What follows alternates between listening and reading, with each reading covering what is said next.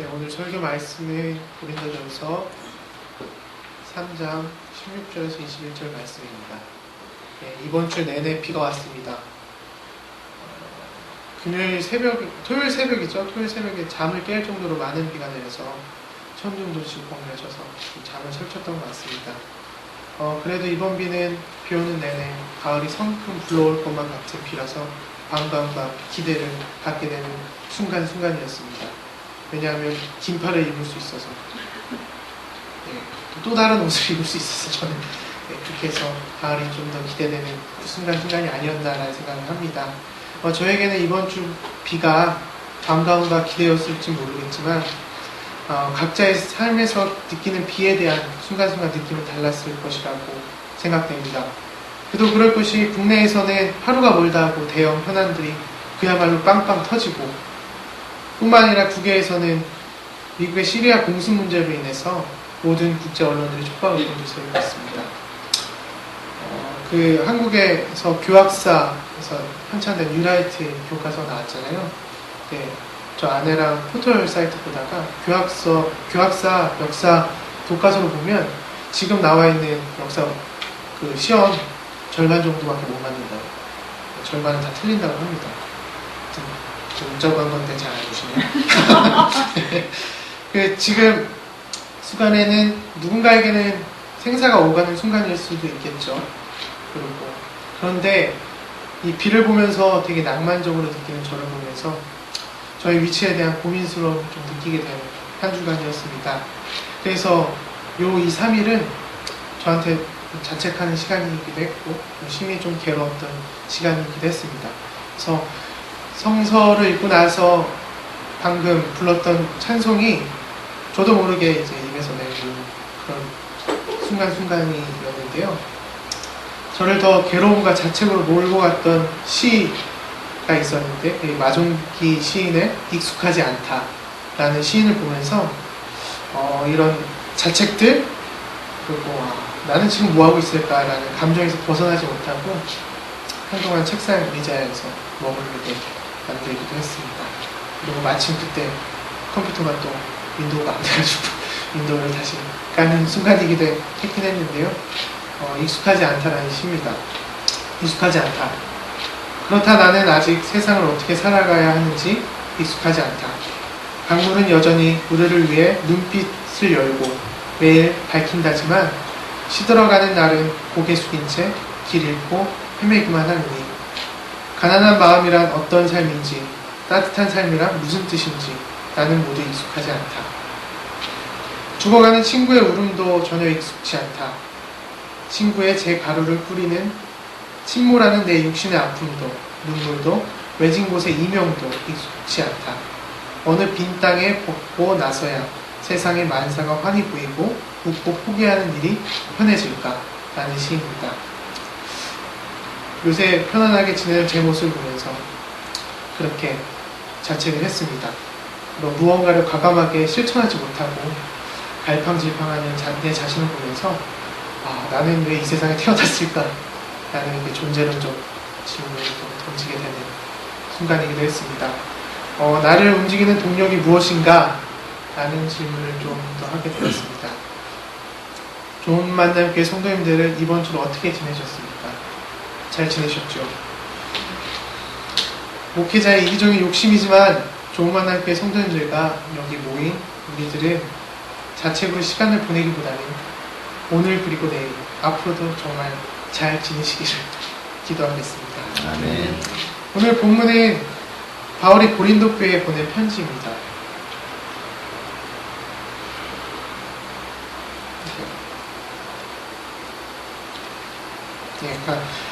편지입니다. 먼저 17절에 하나님의 성전은 거룩합니다. 여러분은 하나님의 성전입니다. 라고 말하고 있습니다. 여기에서 성전은 우리가 익히 알고 있는 성전을 얘기하고 있습니다. 템플이라고 하죠. 지금은 교회 공동체라고 할 수 있겠죠. 성전의 건축 재료는 솔로몬 시대에서 말하는 영광과 근엄의 상징이 아닌 바로 성령이 주 건축 재료가 됩니다. 이 건축 재료를 통해서 하나님의 성전에 대해 거룩함을 입증해야 되고, 더 나아가서 우리들이 하나님의 성전임을 입증해야 합니다. 그러기 위해서는 각 개인의 거룩함, 그리고 각 개인의 성령 충만함이 가능할 때에만 우리가 하나님의 성전이라고 말할 수 있을 것입니다. 그렇게 된다면 고린도후서 6장 16절에서 말하는 것을 증명해 볼 수 있습니다. 다 같이 한 목소리를 읽겠습니다. 우리는 살아계신 하나님의 성전입니다. 그것은 하나님께서 말씀하신 바와 같습니다. 내가 그들 가운데서 살며 그들 가운데로 다닐 것이다.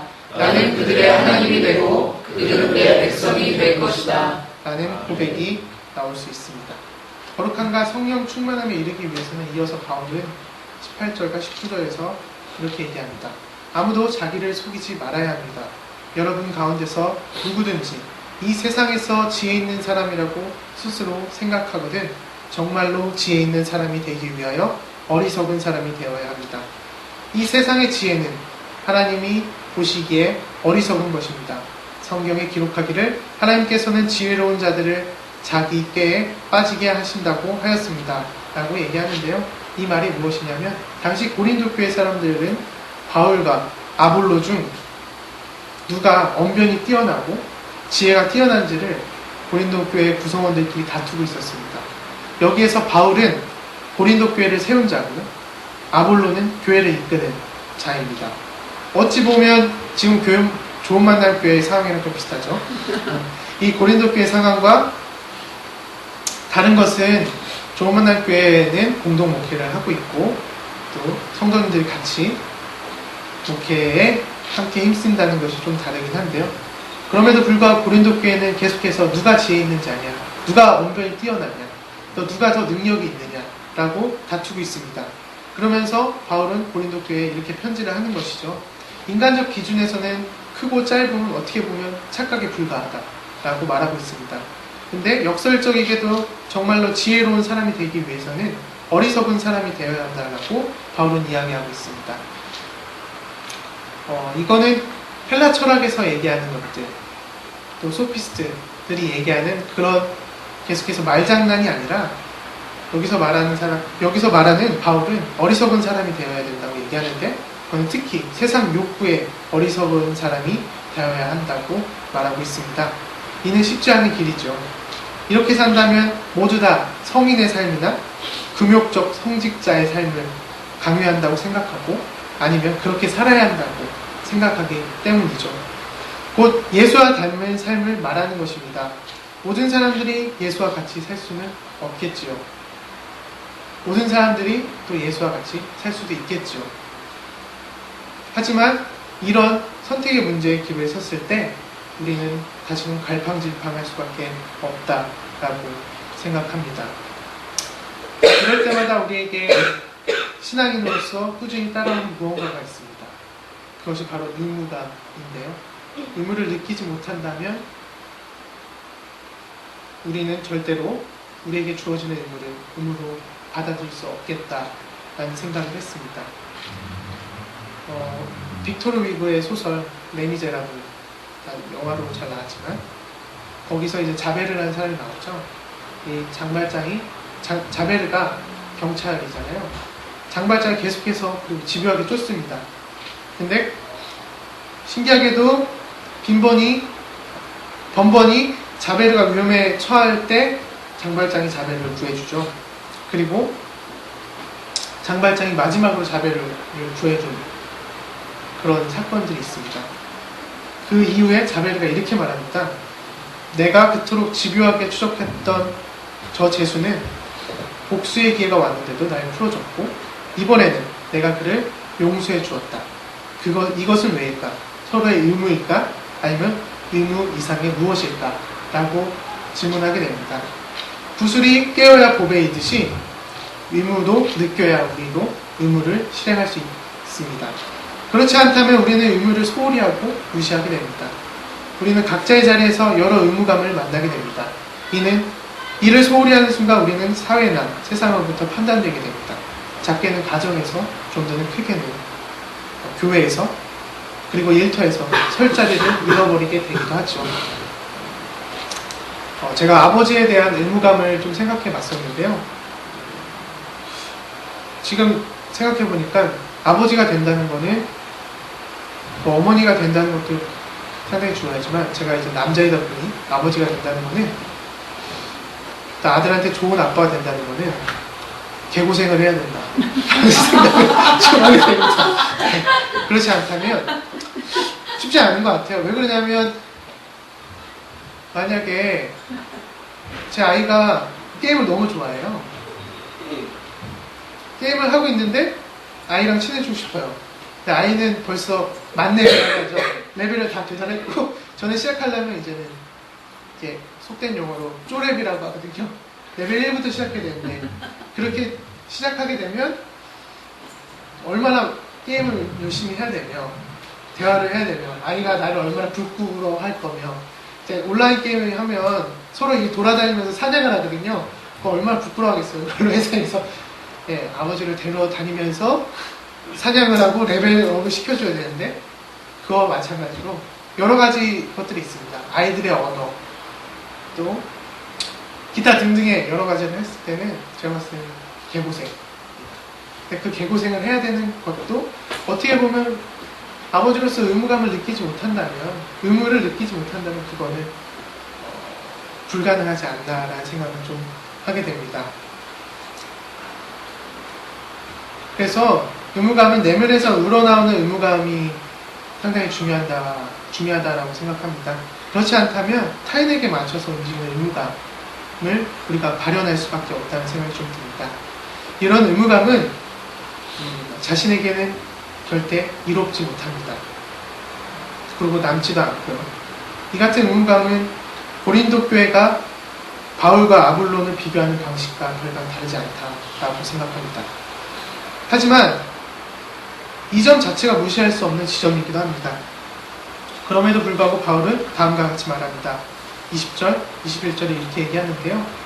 주님께서 지혜로운 자들의 생각을 헛된 것을 아신다 라고 얘기하고 있고 그러므로 아무도 사람을 자랑하지 말아야 합니다.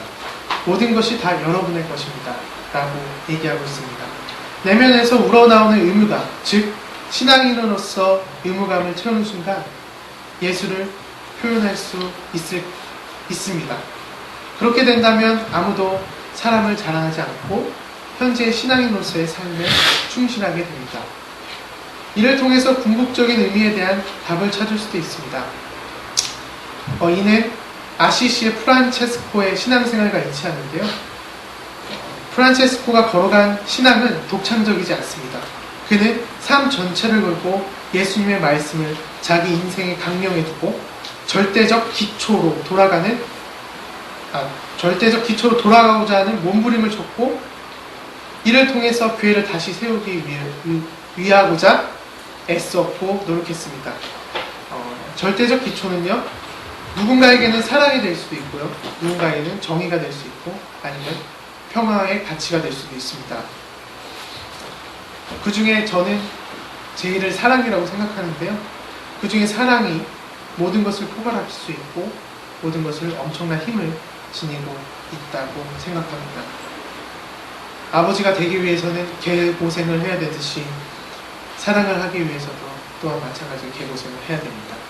그거는 전제가 의무감이 없으면 움직이지 못한다는 생각을 좀 하게 됩니다. 저의 요새 움직이는 동력은 그 의무감입니다. 내면에서 우러나오는 의무감도 있지만 네. 어쩔 수 없는 것 같아요. 그 의무감을 타인과 만족시키기 위해서는 또 의무감을 지키기 위한 의무가 있겠지요. 절대적인 기초로 신앙인으로서 의무감을 채우다 보면 이것은 나도 모르게 나의 습관처럼 자리 잡는 게 아닌가 라는 생각을 합니다. 습관처럼 의무감을 실천하는 것, 이것은 바로 나 자신이 실천하고 있다는 것을 증명하는 것입니다. 즉 하나님의 뜻을 실천하는 뜻을 내 몸으로 보이는 것이죠. 이를 호이나키가 쓴 정의의 길로 비틀거리며 가다는 그걸 잘 말해주고 있는데요. 그 호이나키는 사랑이 습관이라고 얘기합니다. 이렇게 얘기하는데요. 사랑은 하나의 습관이다. 이것은 생각하고 느끼고 행동하는 데 있어서 사람이 취하는 하나의 습관적인 방식이다. 더욱이 그것은 정의를 실천하는 데 있어서 사람을 구속하는 하나의 임무이다. 우리는 이를 부인할 수도 피할 수도 없다. 그것은 실제의 본질을 드러낼 수 있다. 그것을 실천함으로써 내 존재는 진정한 것이 될 수 있다라고 얘기하고 있습니다. 여러분들, 의무감이 습관이 되면 예수님이 나타나게 됩니다. 우리 몸에서 예수님이 보일 수 있겠죠. 우리 좋은 만남 교회 성도님들의 의무감은 무엇입니까? 저는 우리 좋은 만남 교회 성도님들이 내 존재가 진정한 것이 될 수 있게 신앙인으로서의 의무감을 채우며 이를 습관처럼 실천하시는 여러분이 되기를 기도하겠습니다. 아멘. 신앙인으로서 의무를 느끼지 못한다면 신앙인으로서는 제자를 걸어낼 수밖에 없습니다. 오늘 설교에서 말하는 의무감은 각자가 느끼는 의무감과는 다를 것입니다. 이것은 어느 누가 설명하거나 강요한다고 되는 것은 절대로 아닙니다. 그래서 의무를 느끼는 것은 참으로 어렵습니다. 하지만 이 의무감이 습관이 되는 순간, 그리고 이것이 실천되는 순간, 우리는 거룩함과 성령 충만한 삶을 경험하게 될 것입니다. 그리고 로마서 8장 38절에서 39절의 고백이 저절로 흘러나올 수 있을 것 같다는 생각이 들었습니다. 로마서 8장 38절에서 39절 말씀 다 같이 읽겠습니다. 나는 확신합니다. 죽음도 삶도 천사들도 권세자들도 현재일도 장래일도 능력도 높음도 깊음도 그 밖에 어떤 피조물도 우리를 우리 주 예수 그리스도 안에 있는 하나님의 사랑에서 끊을 수 없습니다. 아멘.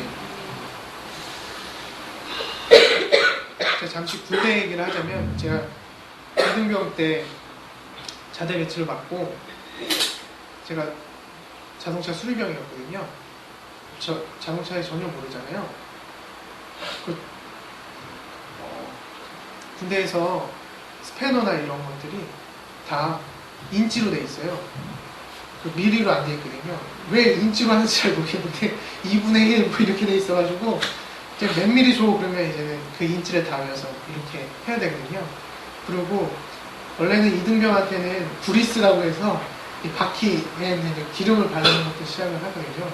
그리고 자동차 청소시키고 뭐 이런 것들을 합니다. 어느 순간 이등병은 그걸 왜 하는지 잘 모르죠. 그리고 의무감 때문에 혼날까봐 그렇게 하게도 되고, 또 무조건 충성도 되게 크게 해야 되고, 대답도 되게 크게 해야 되고, 밥도 빨리 먹어야 되고, 걸음도 빨리 걸어야 되고, 잠도 빨리 자야 되고, 빨리 일어나야 되고, 모든 걸 다 빨리빨리 해야 되는 그런 것들이 있었고, 그래서 저한테 가장 억울했던 순간, 옆에 사람들이 의무를 지어줬는데 의무를 못했을 때 제가 혼나고 있던 그 순간들이 저는 억울해서 미칠 것 같은 거예요. 저 나름대로 열심히 했었는데 라는 생각을 하면서 가장 힘들었던 체벌이 그 치약 뚜껑 있잖아요. 거기에다가 대가리 받기를 시키는 거예요. 네. 근데 그게 10초도 못 있어요. 모든 사람들 10초도 못 있거든요. 너무 아파요. 근데 그거를 못 잊는다고 그렇게 갈궜던 선임들 아직 눈에 선한데, 이런 얘기를 왜 하냐면 이게 좋은 방식은 아니죠. 군대에서 좋은 방식은 아니지만 어느 순간부터 그 의무감이 제 습관이 되면서 제가 그렇게 행동하고 있다는 겁니다. 갈궜다는 얘기는 아니고요. 행동하는 게 있는데, 어느 순간 내가 새로운 자리에 가거나 새로운 가정을 꾸리거나 새로운 일터에 가게 되면 어쩔 수 없이 의무감에 봉착하게 되고 그 의무를 실행해야 되는 순간들이 오게도 됩니다. 그게 내면적으로 우러나는 의무감이 될 수도 있고 타인에게 강요된 의무감이 될 수도 있겠지만, 어느 순간 그게 연단되고 훈련되다 보면 그것이 습관이 되어서 내 자신이 변화되는 그 순간을 목격하게 된다는 겁니다.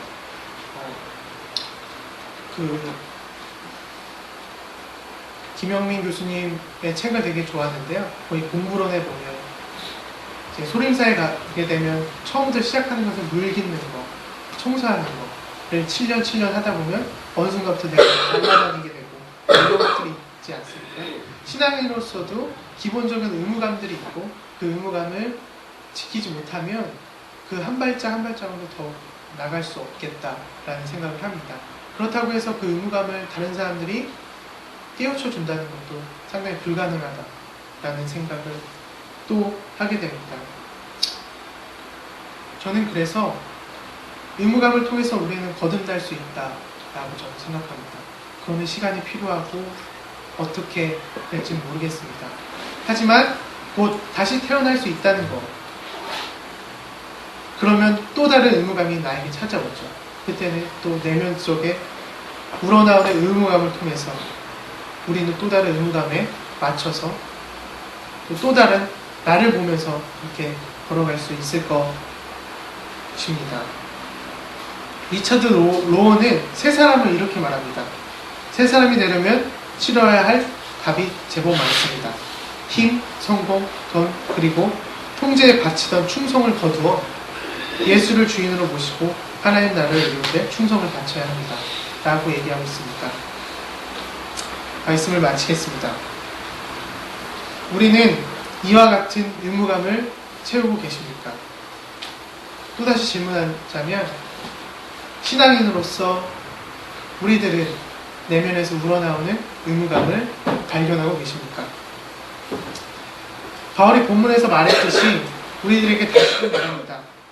아무도 자기를 속이지 말아야 합니다. 라고 얘기하고 있습니다.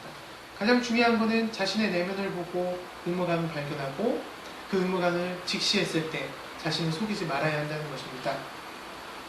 이번 한 주간 신앙인으로서의 의무감을 꼭 발견하시고 우리 좋은 만남 교회가 좀 더 새 교회, 새 사람, 새 의무감으로 가득 차는 한 주간 그리고 우리 교회가 되기를 기도하겠습니다.